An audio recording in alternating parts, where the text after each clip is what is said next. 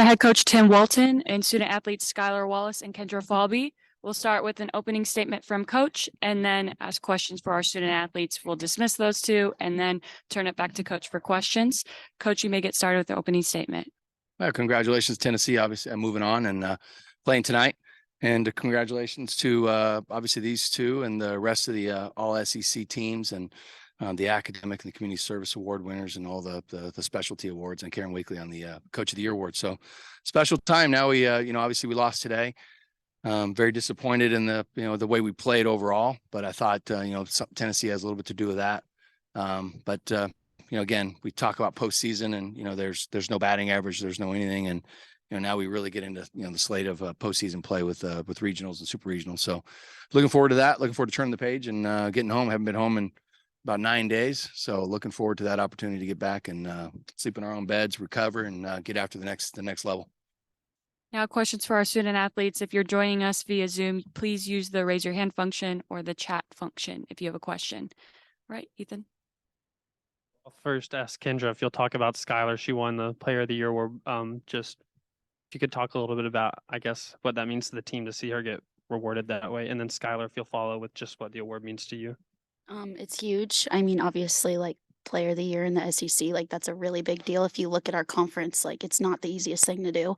It was super cool because you watch her work like all the time and just the extra stuff she puts and like the time that she puts into it. So I'm really proud of her, and like just watching the numbers she put up this year, I'd be shocked if she didn't get it. So yeah, I think it's super rewarding and it's a huge honor to be named that, especially in the SEC conference. It's, like Kendra said, it's not easy.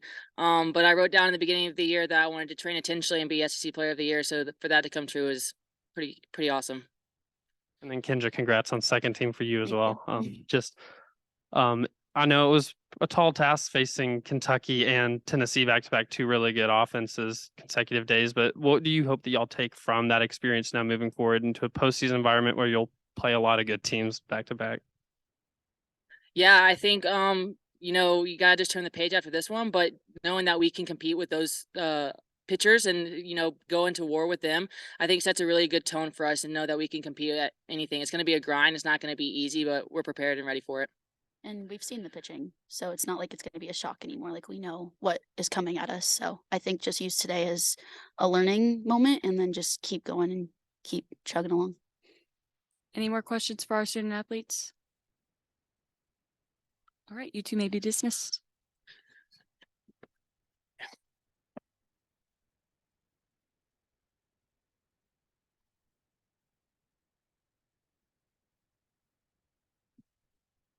Now questions for coach. Ethan, you may go ahead.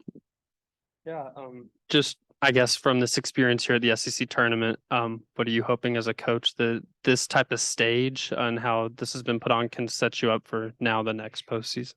Yeah, I think when you look at being able, you've had some good moments. I think when you look at, I thought really our pitching did a good job back-to-back days. I know giving up 4 runs, you go, wow, they gave up 4 runs. Still a pretty good offense. You mentioned Kentucky's good offense, and for them to give up 6 runs on average of 3, obviously in 2 days, I thought they did a really good job. They made some really good adjustments here in the last couple of weeks. Both pitchers have gone through a little bit of a mechanical change, and that's not super easy to do in the middle of the season. Riley's added some stuff. Elizabeth's added some stuff just to try to help their momentum, their pitches, their location, and their speed, and all that kind of stuff. So I think that on this stage, you just hope that I told our team after the game that at the end of the day that the team, most of the roles are established. I mean, where we are, who we are. But you're going to still have opportunities for, an Emily Wilkie, a Sam Rowe, a Kayla Pollard, those guys that maybe haven't had as many at bats all the time. They're still going to have plenty of opportunities to have special moments. And I wanted our team to really take every single moment and every single opportunity that they have. Don't take it for granted. Play it like it's your last. And and I think that's what this opportunity. You can feel the letdown. You feel a whole letdown in the stadium. You can feel letdown in Arkansas losing last night. You feel the energy. You feel us today. We didn't play very well, and you feel that energy. So I think it's just take this and learn from it and get better. And then you heard Skylar talk about how it was a goal of hers to win this award today. She's been really good her other 2 years, but what have you seen from a coach's perspective to have her even crank it up to another level this year? Yeah. So when you and she told me of this goal, just a few. We were just having just a random conversation, and really just sit down. We were just sitting there talking, and you know, she told me that my goal is to win, you know, the SEC Player of the Year, and it was really before she started to really get hot. And it's one thing to have a goal, you know, it's one thing to have a dream, but when you have a goal and you understand how to work towards it, like she can't control whether or not she was gonna earn that award, or have the other coaches, you know, feel the same way as we do, as, you know, getting to see her every day. But she put forth the process. And now you heard her, that's a goal. And and you heard Kendra talk about, you know, just the kid outworked everybody. Like, so she's got talent. Great.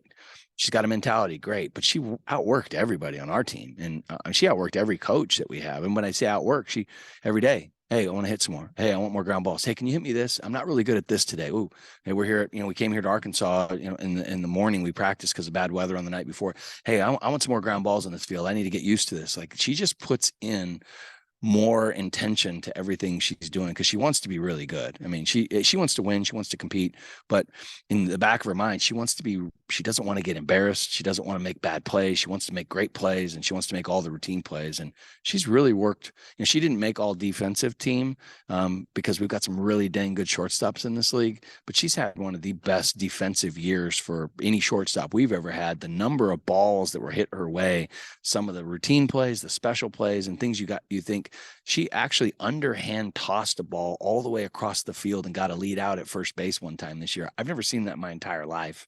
She's just done so many special things. But the most important characteristic for me is the work ethic that she backed up all of her goals with. And I think that's something that every young kid, every coach out there, you can have dreams, but they're really dreams unless you figure out a way to work towards them and create goals and daily process. And she did that. And that's the thing I'm really proud of.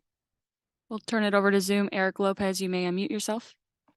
Coach, I want to expand on Skylar. We talked about Skylar before the year and the non-negotiable and the talent that she is. Put this season into perspective. You've coached a lot of great players, coached against a lot of great players. Not only is she SEC Player of the Year, she's a top 10 National Player of the Year finalist, and a lot of people, myself included, think she should be the Player of the Year right now. Put the season in perspective, what she's done.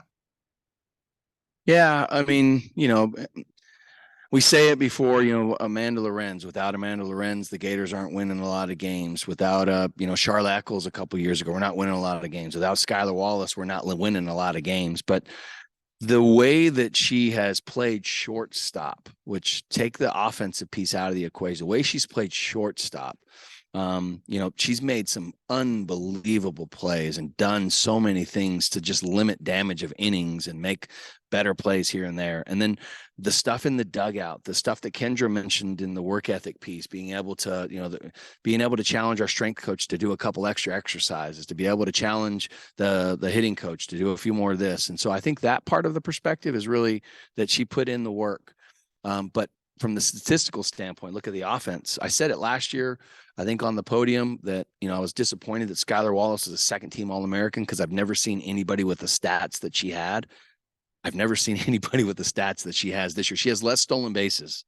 But when you hit, I think, you know, 10, 12 more home runs than you had last year, you're going to have less stolen bases because there's not as many bases to achieve. So I've never seen anybody do all of the things. She's like a video game. She can do so many things. She scores from first base. She steals second and scores from on an errant throw by the catcher. So she just does so many special things. Last night, Charlotte Eccles hits a rocket back to the pitcher. The ball gets deflected, and then next thing you know, she's sliding into home, scoring a run. So she's just an amazing athlete, a good teammate, and an even better competitor. And I just have never seen anybody put up those kind of numbers. My last question, obviously you mentioned you've been on the road a while now, over 9 days. You know, how did that affect you this week from a preparation standpoint? And how do you balance the players making sure they get rest, but at the same time preparing for the regionals coming up? Yeah. So, I mean, I think from a prep standpoint, you see the difference. Kentucky looked pretty good against us yesterday. We looked good against Kentucky yesterday. We had, I mean, it felt like a week preparing for us two. And you saw Tennessee not probably be as offensive as they've been, and you saw us not be as we had zero preparation time for those two, so both of us. So I think the impact is real. You know, we've done a really good job. Like, we've been able to, The only thing we weren't able to do was we couldn't get any defense or any pitching on Wednesday. We didn't get it because of just the way the rainouts happened. We weren't able to go through that, but our offensive routines have fell into place pretty good with the exception of a machine here or there. So I think we'll see. I mean, I obviously worried a little bit about being on the road straight from Lexington, but there's really no choice. Fly from Lexington to Gainesville, have to turn around and play Wednesday with practice. So we had to do it. And I don't think it's going to impact us, but I think there's some real impacts there. We're done with school, so there's no impact there. I just think the preparation standpoint and becoming, a team that's going to get out of a regional will to be determined. Thank you, Coach. Okay, great. Thanks, everybody. Appreciate it.